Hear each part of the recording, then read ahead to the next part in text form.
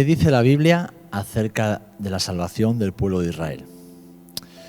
Debido a su amor eterno e inmutable, el Dios que guarda el pacto con Abraham, con Isaac y con Jacob, también cuida de las naciones de la tierra.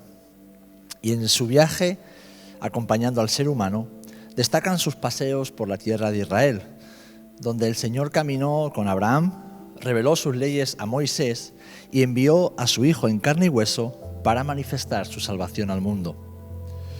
En el primer versículo de Isaías 53, el profeta anuncia que Israel, en su mayor parte, rechazaría al Mesías que vino a morir por sus pecados. Sin embargo, Dios promete una futura salvación de Israel. Llegará el día en que los ojos del pueblo judío se abrirán para comprobar que Jesús de Nazaret es su único y verdadero Mesías. Y en ese día, como ha quedado registrado en el Evangelio de Mateo, capítulo 23, todos dirán: bendito el que viene en el nombre del Señor. En primer lugar, debemos recordar que Dios tiene un plan. Es un plan irrevocable para su pueblo. Y esto, en palabras del apóstol Pablo, es un misterio. A lo largo de la historia, la mayor parte de la Iglesia ha ignorado, y aún hoy gran parte de la Iglesia ignora, este asombroso misterio. Algo tan importante que el apóstol Pablo desarrolló en profundidad en su epístola más extensa y teológica, la epístola a los Romanos. Y vemos en los capítulos 9, 10 y 11 cómo el apóstol desarrolla todo este tema para que a los hermanos en Roma les quede bien claro que el plan de Dios es salvar a Israel y que este plan es irrevocable. Hoy nos vamos a centrar en Romanos capítulo 11, en concreto ahora mismo en los versículos 25 al 27 y también el 29, que dice así: porque no quiero, hermanos, que ignoréis este misterio, para que no seáis sabios en vuestra propia opinión, que a Israel le ha sucedido ceguera en parte, hasta que haya entrado la plenitud de los gentiles. Y así todo Israel será salvo, como está escrito: el libertador saldrá de Sión y apartará de Jacob la impiedad. Porque este es mi pacto con ellos, cuando quite sus pecados. Y añade el versículo 29, porque los dones y el llamado de Dios son irrevocables. En estos versículos, el apóstol Pablo usa varias palabras que son clave para demostrar que está en los planes futuros de Dios el revelarse a Israel. El apóstol se refiere al pueblo de Israel como destinatario de la elección, de los dones y el llamado de Dios, que además son irrevocables. Y como vimos en un estudio anterior, ninguno de esos términos habla de que esta futura redención dependa de la dignidad o méritos de Israel. Será única y exclusivamente por gracia, cuando Israel se arrepienta y crea. De hecho, así lo expresa el profeta Zacarías en el capítulo 12, versículo 10. Dice así: y derramaré sobre la casa de David y sobre los moradores de Jerusalén espíritu de gracia y de oración, y mirarán a mí, a quien traspasaron, y llorarán como se llora por hijo unigénito, afligiéndose por él como quien se aflige por el primogénito. Y esto nos lleva al siguiente punto, que nos habla acerca de la planificación soberana de Dios en cuanto a los planes de salvación para Israel. Ninguno de nosotros eligió nacer ni ponerse el nombre que ahora lleva. De igual forma, Israel no fue buscando a Dios, sino que fue el Señor quien buscó a Israel. Y en este capítulo 11 de Romanos vemos en el versículo 8 otra acción soberana del Señor. Pablo, citando las escrituras hebreas, dice: Dios les ha dado espíritu de estupor, ojos para no ver y oídos para no oír. Como digo, esto también es otra acción soberana de Dios, aunque aclara el texto que esta ceguera es tanto parcial como temporal. Así que además de las palabras que hemos leído que nos hablan de que Israel es un pueblo elegido, que ha recibido dones, que ha sido llamado, quiero resaltar una palabra que es mucho más importante que las anteriores para describir la relación de Dios con el pueblo judío. Y esta palabra es pacto. Aunque a más de uno le parezca extraño, la Biblia presenta a Israel como la esposa del Señor.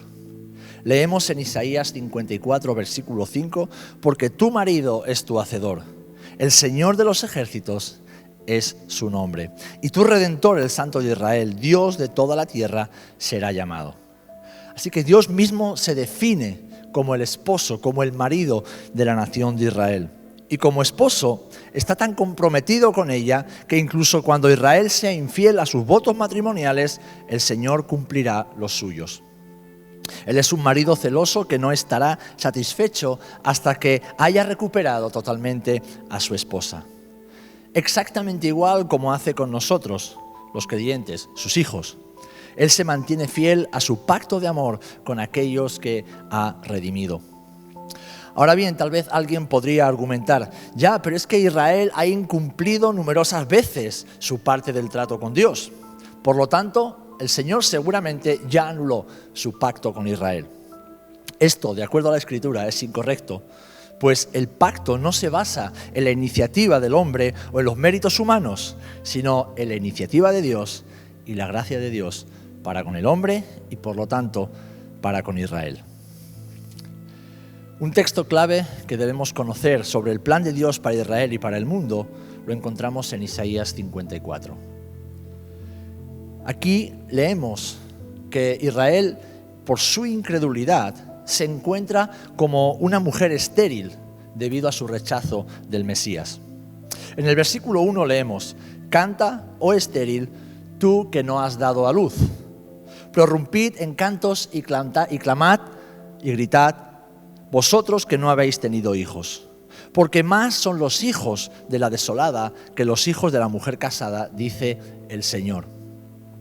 Aquí es fácil encontrar la comparación que Dios hace de Israel con Sara, la esposa estéril de Abraham, quien no tuvo hijos la mayor parte de su vida. Y en el mismo versículo a la vez encontramos a una segunda mujer llamada la desolada, que irónicamente tiene más hijos que la mujer que tiene marido. Esto parece ser una clara referencia a Agar, la doncella egipcia que le dio un hijo a Abraham mientras Sara aún no tenía hijos. Y yo me hago una pregunta: ¿podría ser esta una imagen de Israel y la Iglesia durante los últimos 2000 años? A lo largo de 20 siglos, el pueblo de Israel ha luchado por sobrevivir atravesando innumerables tragedias y adversidades. Y aún hoy, solamente el 2% de la población mundial representa al pueblo judío. Así que podríamos decir que, espiritualmente hablando, el pueblo judío aún se encuentra en una situación de esterilidad. A pesar de sus esfuerzos por guardar y transmitir los mandamientos de Dios, es muy probable que hoy día haya más judíos ateos y agnósticos que los que acuden regularmente a las sinagogas. Poseen a los mayores eruditos bíblicos, pero en cambio esta esterilidad produce incredulidad, agnosticismo y ateísmo. Por el otro lado, el número de seguidores no judíos del Dios de Israel es exponencialmente mayor y sigue creciendo significativamente cada día en todo el mundo. Curioso dato, ¿verdad?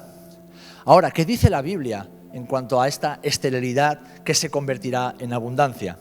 Isaías sigue hablando las palabras del Señor y en el versículo 6 del capítulo 54 que estamos analizando, dice: «Porque como a mujer abandonada y triste de espíritu te llamó el Señor, y como a la esposa de la juventud que es repudiada, dijo el Dios tuyo. Por un breve momento te abandoné, pero te recogeré con grandes misericordias. Con un poco de ira escondí mi rostro de ti por un momento, pero con misericordia eterna tendré compasión de ti, dijo el Señor, tu Redentor».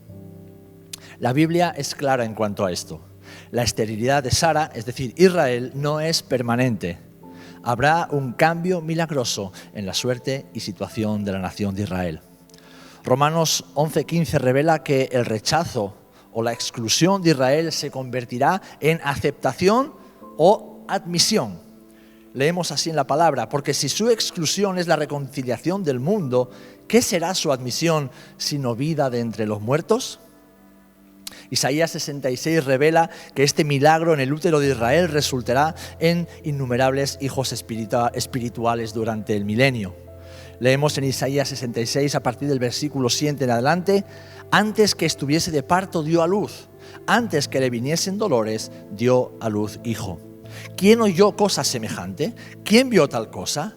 ¿Concebirá la tierra en un día? ¿Nacerá una nación de una vez? Pues en cuanto Sión estuvo de parto, dio a luz sus hijos. Yo que hago dar a luz, no haré nacer, dice el Señor. Yo que hago engendrar, impediré el nacimiento, dice tu Dios. Alegraos con Jerusalén y gozaos con ella, todos los que la amáis. Llenaos con ella de gozo, todos los que os enlutáis por ella, para que maméis y os saciéis de los pechos de sus consolaciones, para que bebáis y os deleitéis con el resplandor de su gloria.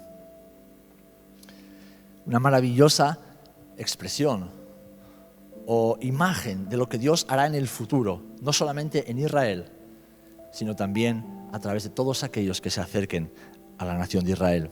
Y esto es un anticipo de lo que ya tuvo lugar, o más bien, lo que ya tuvo lugar en el 1947, es un tipo o anticipo de este futuro nacimiento espiritual. El 29 de noviembre de 1947, las Naciones Unidas aprobaron el plan de partición de la tierra perteneciente al mandato británico de Palestina, que permitió que el 14 de mayo del 48 naciera lo que hoy conocemos como el Estado moderno de Israel. 2000 años de dispersión, vergüenza y humillación llegaron a su fin, abriéndose un nuevo escenario mundial en lo natural, pero también en lo espiritual a la vista de todo el mundo.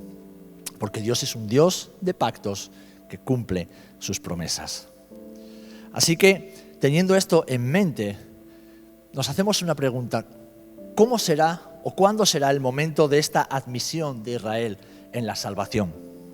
Bien, en Isaías 66 hay algunas pistas sobre el momento de la próxima admisión de Israel y el papel que cumplirá en el fin de los tiempos en la redención mundial. Lo primero que podemos observar es que la restauración de Israel será algo que sucederá repentina y sorpresivamente. De hecho, las palabras que usa el profeta nos hablan de inmediatez, de urgencia y hasta de sorpresa.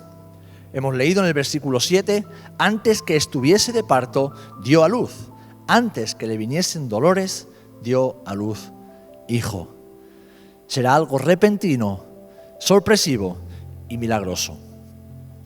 La Biblia enseña que la salvación de Israel, además, está ligada de alguna manera a la restauración de Israel como Estado y como nación, tal y como acabamos de ver, ya que los versículos 8 y 9 hacen una conexión entre el nacimiento de un país y además da detalles de un lugar geográfico definiéndolo como Sión, lo cual en la Biblia puede referirse tanto a Israel como a Jerusalén. Y además de este nacimiento de un país hay el nacimiento de unos hijos que acabamos de comentar. Isaías predijo que este próximo estallido de salvación no será nada como algo que hayamos visto en el pasado o incluso en el presente. En este momento en que la esterilidad sea quitada y venga la abundancia, el útero de Israel no será cerrado. Y del texto se desprende que este nacimiento espiritual será imparable por todo el mundo.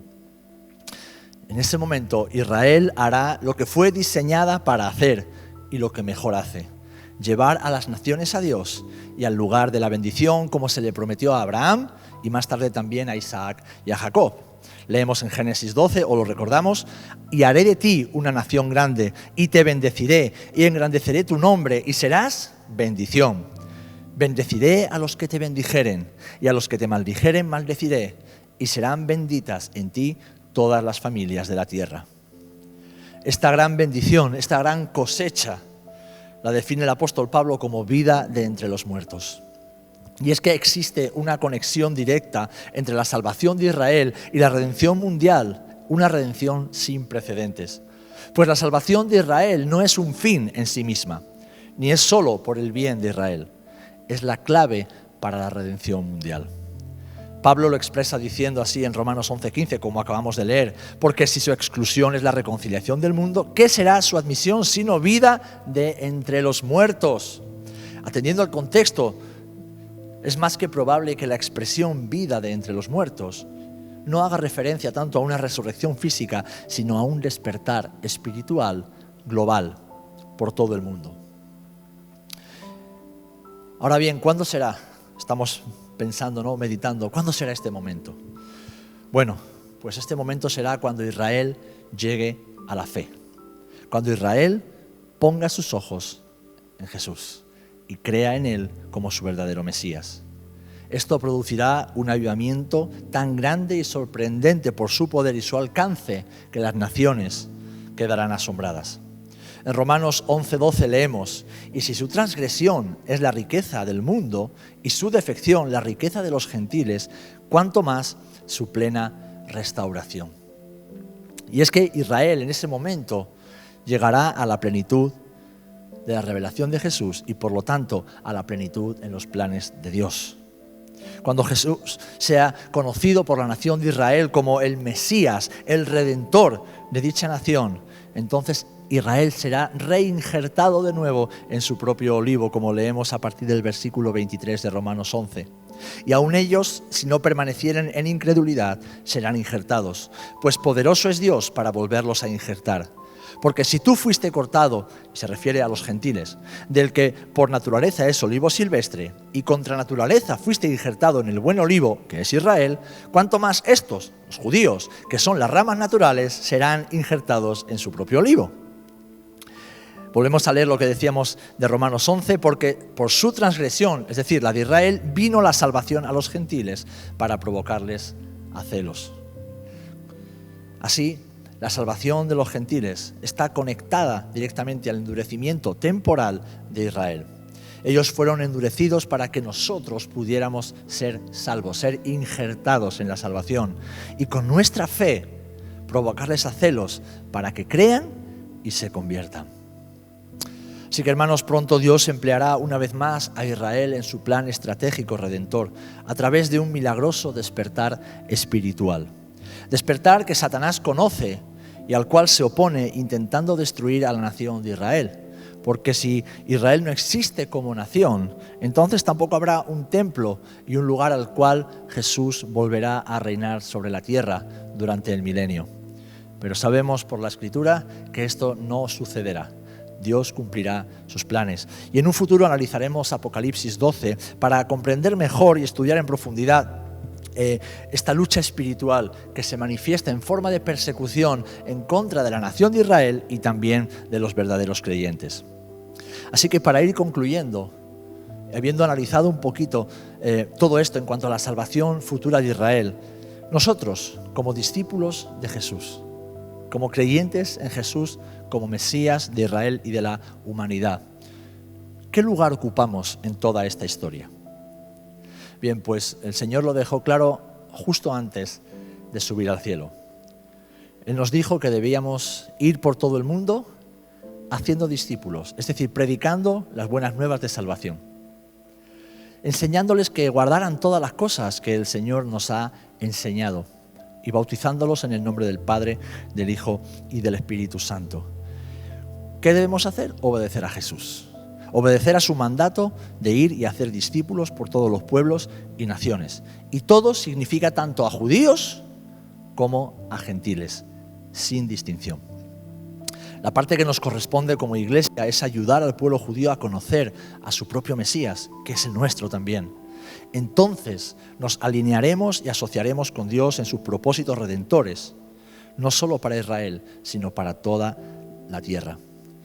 ¿Cómo? Pues amando, bendiciendo y orando por Israel como nación. Y si tienes ocasión de conocer a un judío, háblale de Jesús, pero hazlo con humildad y con amor, pues somos muy deudores de ellos. Recuerda que él o ella pertenecen al olivo natural en el que tú has sido injertado. Así que mientras esto tiene lugar, esa reinserción en el olivo natural de la nación de Israel, tú y yo prediquemos al Mesías que vino, murió, resucitó, ascendió y volverá.